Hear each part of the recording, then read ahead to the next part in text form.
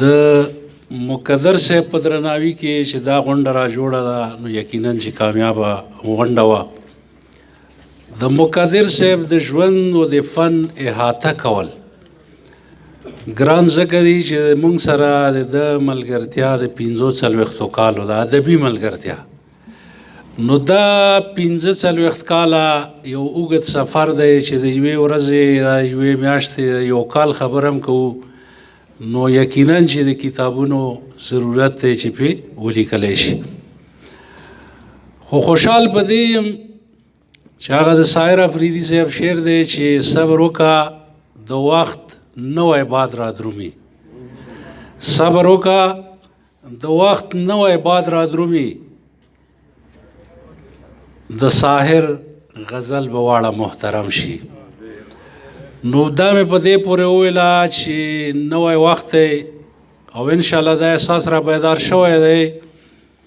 چې د مقدر صاحب په ژوند و فن باندې کتابونه ولیکلی شي او انشاءالله لیکلی به شي، او دا خلک به دا مني چې مقدر صاحب یو خدمت کړی دی، یو کار یې کړی دی، یو ژوند یې تیر کړی دی او برپور یې تیر کړی دی او په ادب کې د برخه هم شته او مقام یې هم شته دی. نو د دې نه به انشاءالله را روان وخت تاریخ هیڅکله انکار ونه کړي. د مقدر صاحب یو خپل اهمیت دی، زما سره یې ډېرې خاطرې دي، ډېر د فن مې هم لوستلی دی، د ده ورځې شپې هم را سره تېرې دي. نو که دا بیانوو نو ملګري مطلب دی چې وخت نشته، ډېر لرې نه ملګري راغلي دي، بیا به دوی ته د تګ مسله وي. کنی که د تاسو اجازت وي نو 2 ګنټې پې زه اوس هم خبرې کولی شم د ده په فن او په ژوند باندې. خو بهرحال دا به راغونډه کړو. ستاسو د ټولو ملګرو یو جهان مننه. چېرته چې پښتون دی د پښتو ادب سره تعلق لري، پښتو ادب له خدمت کوي، دا زمونږ شاعر دی، دا زمونږ لیکوال دی، دا زمونږ ادب دی، دا زمونږ پښتو ده او دا زمونږ عزت دی، که هغه په هر ځای کې وي. خو دا څنګه چې الله تعالی فرمایي چې ما انسان په شعوب او په قبایل کې تقسیم کړو دپاره د دې چې د ده پېژندګلو کېږي. نو که موږ د خیبر ادب خبره کوو په دې اساس کوو چې دلته هم یو ادب داسې را پیدا شوی دی چې ما اوس په دې انګازې یو پروګرام باندې یو پروګرام شروع کړی خیبر ادب قدم په قدم، او دا د حمزه بابا گفتو چې د خوشحال خټک شاعري دا د خیبر ادب شاعري ده، ځکه چې هغه په خیبر کې ژوند تیر کړی دی، هغه په لشوړه کې پاتې شوی دی، هغه په لاله چینا کې پاتې شوی دی، هغه په چوره کې پاتې شوی دی، هغه په تیرا کې پاتې شوی دی، هغه په ارهنګه کې پاتې شوی دی،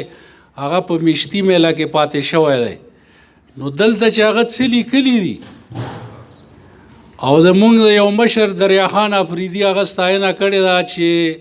دریاخان ملخان دواړه مرګ مه وای، هیڅ تکثیر دواړه ونه کړو وار په وار. دا که خوشحال خټک نه وای لیکلی نو دا لویې هستې نن زموږ نه په تاریخ کې ورکې وې، خو چونکې خوشحال دلته ژوند تیر کړی نو دا هم د خیبر ادب یو اساسه ده. او دغسې چې راځې راځې په دې زغل کې ډېر بلاغه دي، حتی دا چې د پښتو ادب وړومبی سالار چې هغه ته مونږ بایزید انصار یو، هغه هم په تیرا کې ژوند کړی دی، هغه هم د ده ځینه راپورته شوی دی، یو تحریک یې چلولی، یو ادب یې تخلیق کړی دی او د پښتو د نثر وړومبی کتاب چې په پښتو ادب کې پیدا شوی دی دا د بایزید انصاري کتاب دی. نو هغه هم د خیبر پښتو ادبي هغه چې کوم دی برخه ده. دغسې نور ډېر دي. مقدر صاحب چې کوم دی دا هم د دې کاروان یو غړی دی او ښه ادب یې تخلیق کړی دی، مونږ یې قدر کوو، مونږ د دغې ټولنې د وطن صاحب د ده د ملګریو ستاینه کوو، داد ورکوو چې دا احساس یې وکړو چې دا سړی قدرول غواړي او یقینا چې غواړي یې د ده دا حق دی. او انشاءالله دا تسلسل به جاري وي، نورې غونډې به هم کوو د مقدر صاحب په درناوي کې. او زه به بیا یو هغه شعر ویم بهیر صاحب ته چې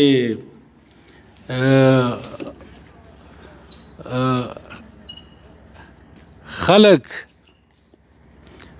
خلک به زما په پلونو تګ کوي، خلک به زما په پلونو تګ کوي، ما ته چېرته رسي زه اسمان یم. دا مې د خیبر ادب پورې وویل چې د خیبر ادب پیمانه په ټول پښتو ادب کې دا نن هم د خیبر سره ده. که څوک خپل شاعر ستایي، که څوک خپل ادیب ستایي، که فلسفي ستایي، خو چې د خیبر په تلی ونه تلي د هغوی په تسکین نه کېږي. نو بیا ستاسو د ټولو یو جهان مننه د نسیم صاحب، د ناستو میلمنو، د مقدر صاحب، ستاسو راغلیو میلمنو، زلمو چې زموږ دا خبرې په غور واورېدې، په شوق هم واورېدې. کور هم ودان، بچی هم لوی، د لوی الله په امان.